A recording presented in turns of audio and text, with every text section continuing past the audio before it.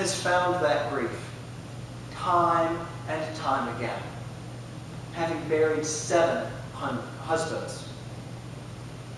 But it's not her grief that concerns the Sadducees in our gospel passage this morning. These learned men, wealthy and powerful, pose the question as a trap to get Jesus to admit that the resurrection isn't logical. Well, you know, they're right. It's not. Where's the logic in the grief of a 7-fold widow being transformed into songs of praise? Where's the logic in a barren mother being called a child of the resurrection? Where's the logic in a conquered people reinvesting in a temple to a God who hadn't prevented disaster? Where's the logic in a God who refuses to give up on us when we so consistently abandon God? Where's the logic in an all-powerful God who goes to death, even death on a cross?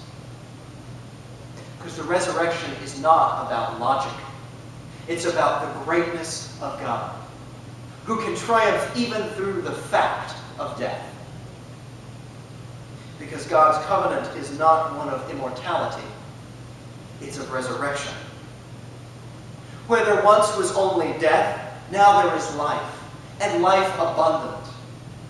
For God is not of the dead, but of the living.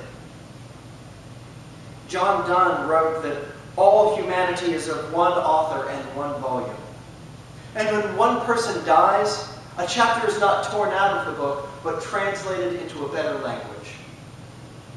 And every chapter must be so translated.